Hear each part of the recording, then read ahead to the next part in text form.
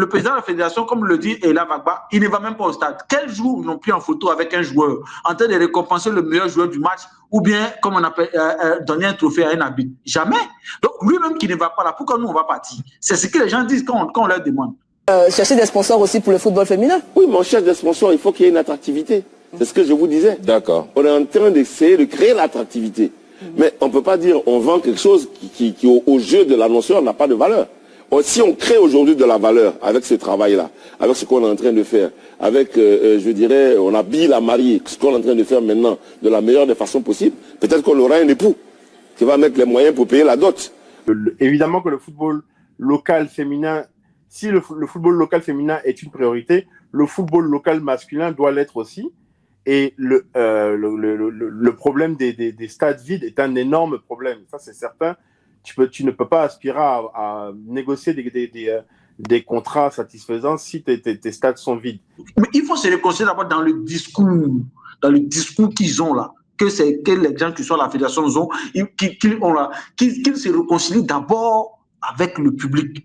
Parce qu'à les voir, on sent qu'ils sont détachés. Ils sont à l'opposé même de la volonté même de choses, comme on appelle, de ramener les gens au stade. Moi, je pense qu'il a failli à sa mission. Aujourd'hui, là, si on veut l'aider, il faut lui dire la vérité. Si on veut aider la fédération, si on veut aider nos jeunes frères, si on veut aider nos championnats, si on veut retrouver le lustre qu'on avait il n'y a pas si longtemps que ça, imaginez-vous que le championnat ivoirien était plus plaisant en 1998 que maintenant. Alors qu'on ne fait qu'avancer. C'est quoi ça? C'est vrai. C'est un retour en arrière. Et c'est ce que nous disons. C'est la raison pour laquelle nous avons créé cette plateforme. C'est pour défendre les intérêts du football ivoirien parce qu'on veut voir le football ivoirien évoluer. Aujourd'hui, la Tanzanie a un football un championnat qui est encore meilleur. Que Idriss Diallo ne le fait pas assez. Et le plus inquiétant, c'est que même dans ses discours, tu ne vois pas du tout d'idées permettant d'aller en ce sens-là, dans le remplissage des stades. Par exemple, quand il fait des bons trucs, je répète, on dit toujours c'est bon. Et quand c'est mauvais, on dit c'est mauvais. Et ici, au niveau des ciblés, on parle des stades vides. Pour lui, comment on appelle ça, il n'a aucune part de responsabilité, dans le fait qu'on a des stades vides au niveau de la Ligue 1. Et nous, ce que nous on est en train de dire, c'est qu'il a une part de responsabilité. On ne dit pas que la responsabilité à 100% lui revient. Et nous, on veut qu'il reconnaisse qu'il a une part de son responsabilité. Et de la même manière qu'il prend les éléphants au top priorité, il doit prendre cette ligue-là, ce problème de stade vide, comme priorité. Et les présidents de club ont leur responsabilité, mais lui, c'est que nous on est en train de dire, il a une part de responsabilité. Et ça c'est ciblé, Marc. C'est ciblé. Les hommes, pour vous répondre, on a un sponsor qui s'appelle Canal+. Ben, cherchez aussi, merci pour la publicité, après on passera à la caisse. Aussi chercher des sponsors aussi pour le football féminin. Oui, mais on cherche des sponsors, il faut qu'il y ait une attractivité. C'est ce que je vous disais. D'accord. On est en train d'essayer de créer l'attractivité. Mais on ne peut pas dire on vend quelque chose qui au jeu de l'annonceur n'a pas de valeur. Si on crée aujourd'hui de la valeur avec ce travail-là, avec ce qu'on est en train de faire, avec, je dirais, on habille la mariée, ce qu'on est en train de faire maintenant, de la meilleure des façons possibles, peut-être qu'on aura un époux qui va mettre les moyens pour payer la dot. Mais pour l'instant, ce n'est pas le cas. Donc, on prend là où on trouve pour les aider. Mais je dis, aujourd'hui, on a les responsables football féminin qui sont derrière, Christine et puis Elina, mais elles savent les moyens qu'on met. Si vous... Le président de la fédération, Idriss Diallo, vient de dire dans cette interview-là que pour avoir des gros sponsors pour le football féminin, il faut qu'il crée l'attractivité. Donc, il est en train d'essayer, c'est-à-dire sa fédération est en train d'essayer actuellement de créer l'attractivité. Donc, il reconnaît que le championnat, c'est un produit de la FIFA. Donc, il est obligé de créer l'attractivité. C'est une de ses responsabilités. En même temps, les présidents de clubs du football féminin aussi doivent aussi chercher, ils ont une part de responsabilité de créer l'attractivité. Et moi, j'ai trouvé après cette explication que il a dit qu'il n'est pas responsable d'attirer les supporters au stade pour la Ligue 1 du football masculin. Je ne comparais pas les deux footballs masculins et féminins. C'est vrai que je sais que c'est à deux niveaux différents. Mais je me dis que quel que soit le niveau de notre football, on n'est pas encore arrivé au niveau européen où on peut dire la fédération peut se déresponsabiliser au niveau des stades vides. Mais on n'est pas encore à ce niveau. On a un niveau où on n'est même pas dans le niveau où on était avec les Ben Badi, où les stades étaient remplis, les années où Ben Badi jouait. Mais malgré ça, notre fédération faisait le travail pour attirer l'attractivité. Je me rappelle, j'étais encore petit, je voyais les publicités à la télévision sur la RTI, je voyais le travail que la fédération faisait, le président du club faisait aussi le travail, c'est un travail à deux, j'ai toujours dit ça. Et moi, aujourd'hui, tu me dis que tu essaies d'essayer de créer l'attractivité au niveau du football féminin et tu dis non, tu n'es pas responsable pour les stades vides au niveau du football masculin. Moi, je dis que tu t'es contredit. J'ai écouté avec beaucoup d'intérêt l'interview du président de la fédération. On crée l'attractivité comment? Quels sont les pions ou bien quel est le mécanisme qui est mis en place pour avoir une attractivité? Attractivité, c'est-à-dire l'intérêt. Et les sponsors viendront vendre quel produit avec des stades vides. Comme vous l'avez dit tantôt, la responsabilité est partagée. La fédération ne peut pas se départir du fait que ce ne soit seulement que les clubs qui doivent produire l'attractivité. Non, ce n'est pas possible. C'est à deux, le travail se fait à deux. Autant de ces présidents et je peux dire des présidents, je vais dire Diouf, c'est Dieng Ousseynou. Qu'est-ce qu'il a créé avec excellence? Avec les sponsors qui étaient là. Je vais pas redire tout ça, il y a excellence et une société de communication, tout ça qui était là, je sais pas c'est cause mais quoi qui était là. Qu'est-ce qu'il a créé avec tout cela? C'est l'attractivité qui a fait que ceux-là ils sont venus. L'attractivité, c'est-à-dire les stades qui sont remplis. Le championnat plaît et on veut y injecter quelque chose, on veut y injecter des choses, comme on appelle, d'un financement pour en retour recevoir peut-être aussi quelque chose, vendre ses produits. Canal+, est-ce que nous sommes fiers de voir que Canal+ est en train de diffuser un match de Ligue 1 avec les stades vides? C'est quelle attractivité on produit quand on nous donne de telles diffusions? Canal+ a des produits à placer. Et à côté de Canal+, aujourd'hui, on se plaint du fait que non, les présidents de clubs sont trop paresseux, ils vont pas chercher des sponsors. Oui, il y a ça aussi. Mais la fédération même qui est la fédération là, qui se met à côté, qui accuse les choses, comme on appelle les présidents, les pauvres présidents, qui n'ont même pas, je vous dis que 100 millions, quand on donne 100 millions à un club, ça fait même pas, je peux dire 30% du financement d'un club. Si le club veut fonctionner normalement avec des salaires de 250 000 francs peut-être par mois, par joueur, 100 millions, ça peut pas. Ça ne peut rien faire. Parce qu'à côté des joueurs, il y a beaucoup de choses à gérer. Il y a des logements, il y a beaucoup de choses à gérer. Et aujourd'hui, on dit non, bon, c'est qu'eux, on leur donne l'argent, c'est à vous de produire. Non, non, non. Quel que soit, même si tu envoies Ronaldinho avec 3 jambes venir en faire des choses là, dans nos championnats, et que le stade est vide, tu n'auras aucun sponsor. Aujourd'hui, là, il faut peut-être, comme on dit l'État, il faut des états généraux du sport plutôt, il faut des états généraux du sport pour en parler, pour voir quels mécanismes mettre en place. Comment aujourd'hui se réconcilier avec les supporters pour les attirer au stade. Ensemble, il faut y réfléchir ensemble, comme je vais dire collégialement avec le président du club. Et ça doit être initié d'abord par le ministère des Sports et la fédération. On n'est pas fiers. Tu avais pris l'exemple des stades vides durant le Covid. On a vu l'impact que ça a eu.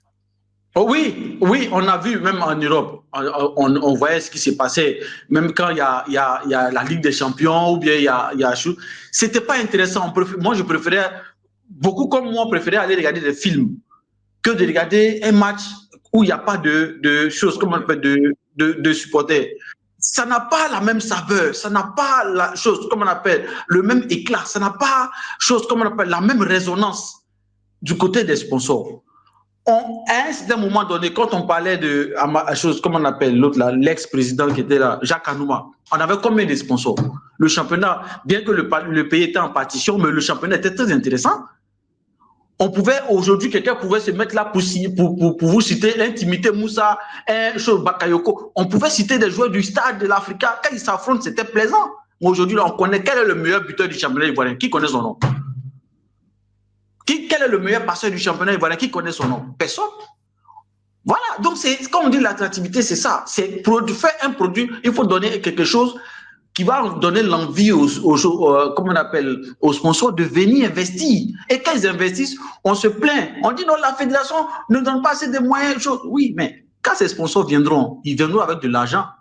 Et quand cet argent-là, si c'est redistribué à part égale, les joueurs là, ils vont se sentir à l'aise. C'est de ça qu'on parle. Donc la fédération ne peut pas se dire, ne peut pas nous dire qu'ils ne sont pas responsables, n'ont pas une partie de responsabilité dans le fait que, comme on appelle, les joueurs ne viennent pas au stade. Oui, nos stades sont vides. Oui, ils ont cette et partie de puis, responsabilité. le discours ôté et puis mal poli de ceux-là ne permet pas aux gens de se réconcilier avec eux. Et regardez, même les journalistes qui sont sur le plateau, ils sont tous d'accord. Avant même qu'on ne pose la question, ils sont déjà d'accord avec la réponse. On lui demande de donner les chiffres, il dit non, c'est pas nécessaire. Voilà.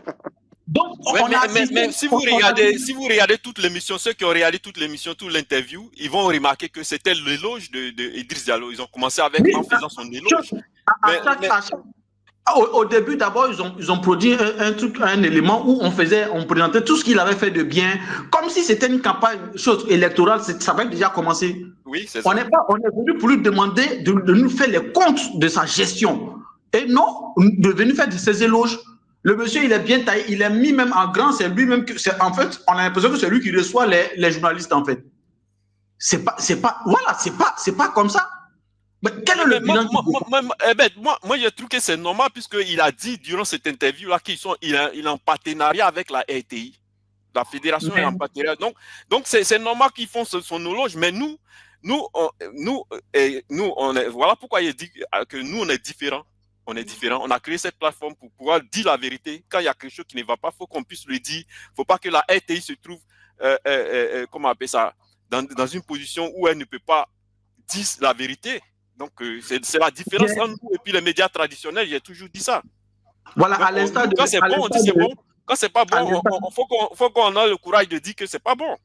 Voilà, à l'instant de Alassane et Axel et Trésor et Mac Radio, on a notre frère DN qui a l'habitude, qui a une célèbre phrase qui dit que c'est l'arbre qui cache la forêt.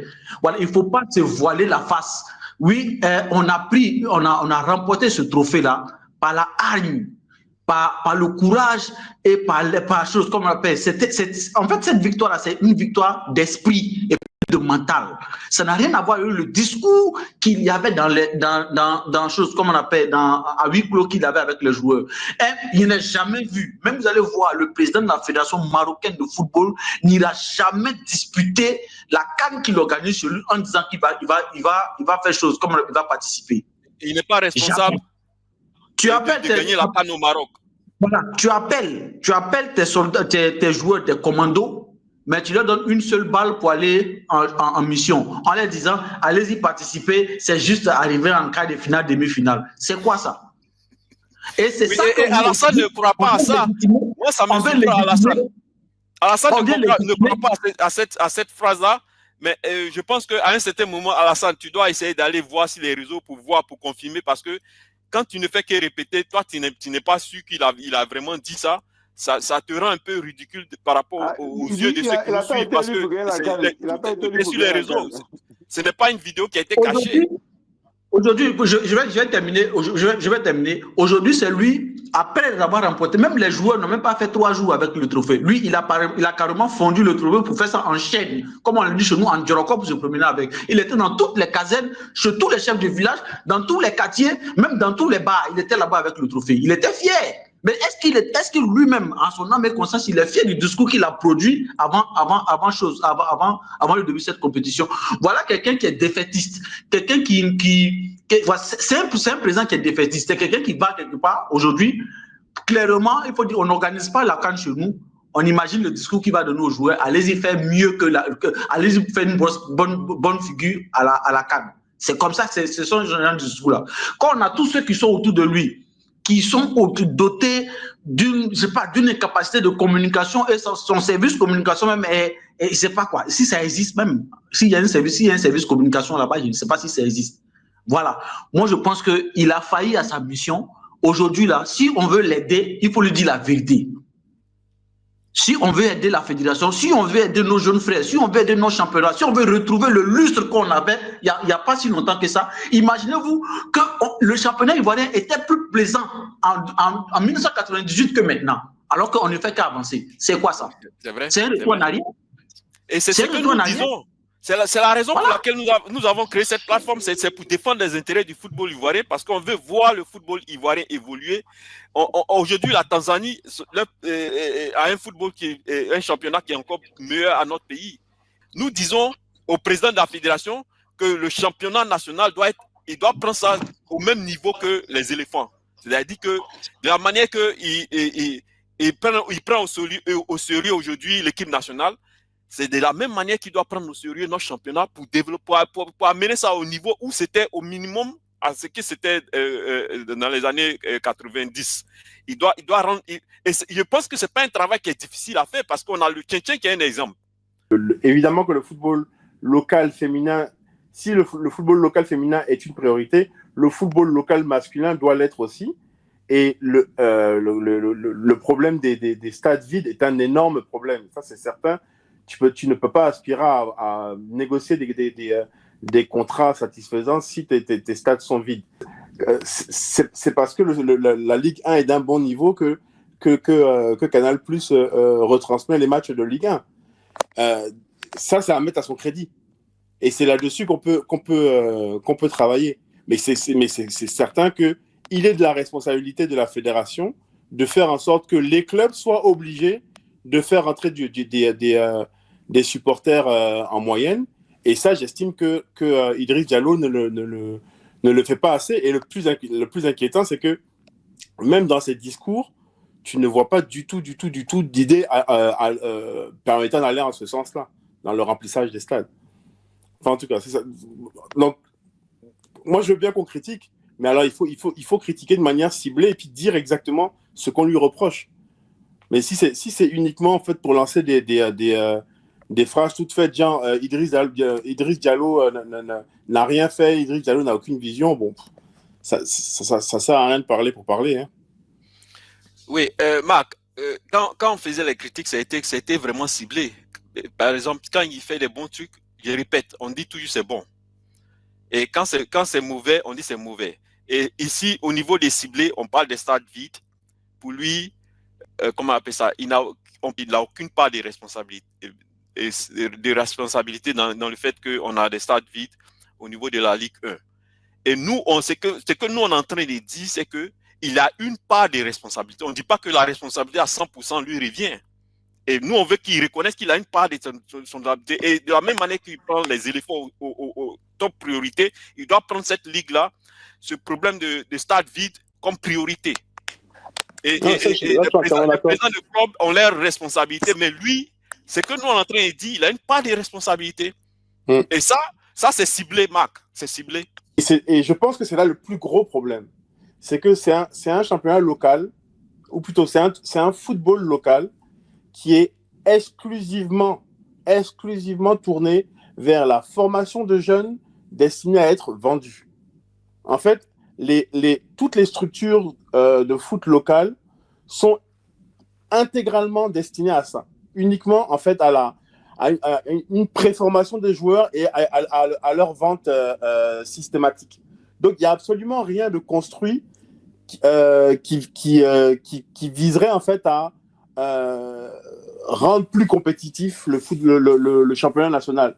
Tu as des structures comme, par exemple, l'Académie Guillou, ou même la SEC Mimosa, d'ailleurs, hein, même Sol Béni, etc., en fait, qui se construisent et qui sont opérés totalement parallèlement, en fait, au football, au championnat local.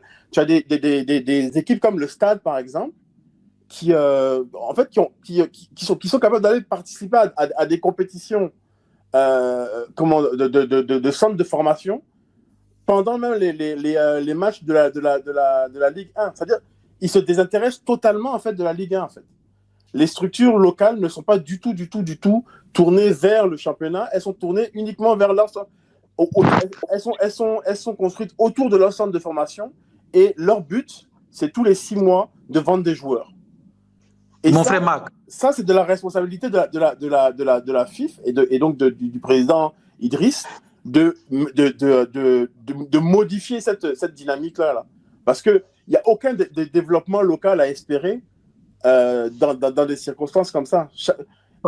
Marc, juste une dernière chose, on subventionne des clubs qui n'ont pour objectif que de vendre des joueurs. Il n'y a aucun développement local en tant que tel.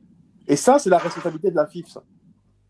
Ok, Marc, moi je ne sais pas si tu as regardé le documentaire de Djamba. Il y a un centre de formation au Sénégal. C'est ce qu'on appelle Djamba, voilà, où on a connu les Joseph Lopi, comment on appelle, celui qui a joué au PSG, là, milieu de terrain, là. Voilà, on l'a connu là-bas, qui était le premier. Non, pas Gana Gueye, Idriss Gana Gueye. Okay, ouais. Il vient de. Voilà, Djamba. Tu vois, il faut ces gens d'exemple-là, à l'instar de Jama Guillaume, il faut ces gens en Afrique, surtout dans notre pays, en Côte d'Ivoire, il faut penser autrement le football. Il ne faut pas penser seulement, comme tu le dis, à vendre. Il faut penser à former, quand il y a l'attrait, les joueurs n'ont pas envie de partir. Combien de fois, Osama Hassan, ils ont voulu le transférer en Europe, il dit non, je suis bien en Égypte. Il est resté là-bas parce que c'est qu'il va aller trouver en Europe là-bas, il est en Égypte. Pourquoi ne pas faire ce football-là comme ça? C'est vrai que, comme l'a dit Axel, il est venu trouver quelque chose. Comment on appelle le monsieur Diallo, il est venu trouver quelque chose, mais il est de son devoir de changer les choses. Il est de son devoir de changer les choses. Demain, il n'y a même pas de championnat de jeunes. Hein. Championnat de centre de formation, il n'y a pas. Demain, quand la FIFA va intimer l'ordre à toutes les fédérations africaines de composer, ils vont dire non, que c'est notre affaire. Ça là, c'est notre affaire. Comme s'ils avaient pensé à ça. Il faut penser autrement. Il faut comme on appelle, comme au sein de chaque fédération en Europe, il faut les tricher aussi. Quand on les fréquente dans ces pouvoirs, c'est qu'ils font de bien. Il faut créer une section qui je sais pas quoi, un département qui peut penser autrement le football, au développement du football local. Et même, le joueur même qu'on doit vendre là, avant de le vendre, il faut lui dire, on doit s'entretenir avec lui, tu vas, c'est pour revenir, pour avoir les mêmes compétences, c'est comme ça. Voilà, il faut penser autrement le football. Ça là-dessus, il faut reconnaître que quand tu entends le discours d'Idriss Diallo, il n'y a aucune proposition en ce sens-là. Moi, c'est bien la dernière fois, par exemple, je parlais d'imposer une limitation, un minimum de 19 ans, par exemple, avant de pouvoir vendre un joueur. C'est une idée comme une autre. Mais des restrictions, autrement, on va continuer en fait dans ce sens-là, c'est-à-dire à 17 ans, 18 ans, les jeunes sont tout de suite vendus. Ils n'ont même pas fini d'être préformés, qui sont déjà vendus. Oui, mais ta réforme, elle est bonne, mais il faut tenir compte du contexte social. Nous sommes dans un pays, disons, pauvre. Et quand même, regarde, un club là qui est en Europe va venir proposer 500 000 euros pour prendre ton fils. C'est une aubaine pour tous les parents. Enfin, pour les parents qui sont dans la pauvreté, c'est un moyen de sortir les parents de la pauvreté. Et tel que je vois, au moins 90% des parents en Côte d'Ivoire, même si tu as 17 ans, ils seront favorables pour que tu partes en fait. De toute façon, en Afrique, ils se diront que tu n'as rien. Donc ça aussi, c'est un contexte qu'il faut prendre en compte. Et puis quand on dit que le président Idriss ne met rien pour changer les choses, moi je ne suis pas totalement d'accord. Mais tu as une proposition en tête? Non, c'est même pas en termes de proposition, moi je parle en termes d'actes. Vas-y, un axe, vas-y. Bon là par exemple, on a changé notre DN, notre DN, non, mais notre DTN, je ne sais pas trop. Même si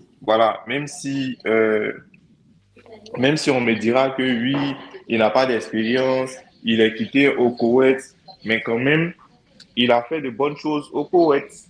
Et le simple fait de le recruter, ça montre la vision qu'on veut avoir, en tout cas, qu'on espère avoir à ce niveau-là. Il a recruté Petros, qui n'est pas un entraîneur, à prendre à la légère, qui est un grand entraîneur de la section féminine, pour justement rehausser ce niveau-là. On a changé aussi le sélectionneur de U20. Oui, mais Axel, ça c'est un autre sujet. Non, c'est pas un autre sujet. Déjà, Primo, il me semble que quand on en discutait, tu étais contre le fait qu'on sélectionne ces gars-là, et surtout tu voulais qu'on... Moi, je ne le connais pas, Axel.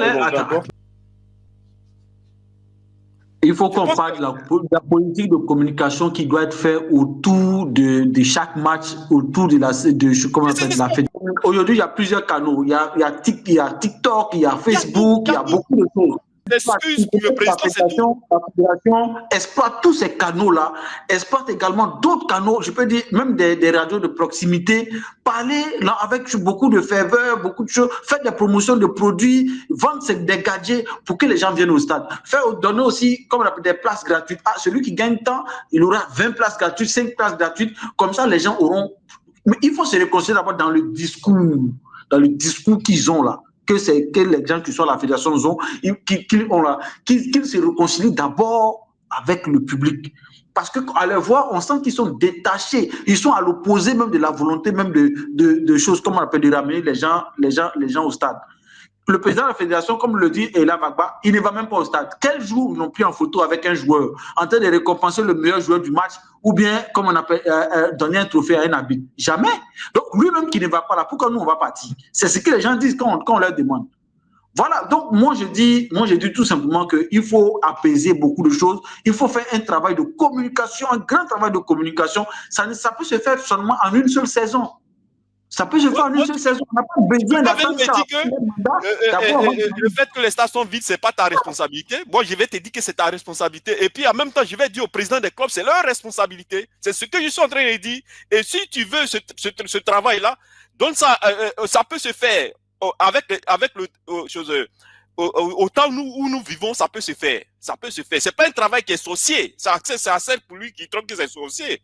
C'est un travail qu'on peut le faire. C'est seulement la volonté du président de la fédération qui refuse carrément de prendre ça comme sa priorité. Les éléphants sont sa priorité. Aujourd'hui, on voit ce qui se passe. Il a dit même, dans son interview, le même interview dont on parle, il a dit que quand on prend l'équipe nationale, les stades sont remplis. C'est ce qu'il a dit. Il a trouvé que c'est une fierté. Il dit que c'est sa responsabilité quand il s'agit de l'équipe nationale de remplir les stades. Et les stades sont remplis. Nous, on sait que ce qu'on fait, c'est important. Et le fait qu'on connaît que les médias traditionnels ne font pas ce que nous faisons ici, parce qu'ils savent qu'ils ont des... le président de la fédération a dit très bien qu'ils ont des liens avec la RTI, ils travaillent ensemble. Ces médias travaillent avec eux. Nous, on ne travaille pas avec eux. Donc, on est libre de dire ce qu'on veut. Donc, on est libre de dénoncer. Cette liberté-là, ces médias traditionnels en Côte d'Ivoire n'ont pas cette liberté de dénoncer ce que nos dirigeants à la Fédération de football font. Et c'est la différence entre ces médias-là et nous. Et c'est ce qui fait qu'on demande aux gens de s'abonner. Ceux qui veulent être libres de se prononcer, faites-le, abonnez-vous massivement.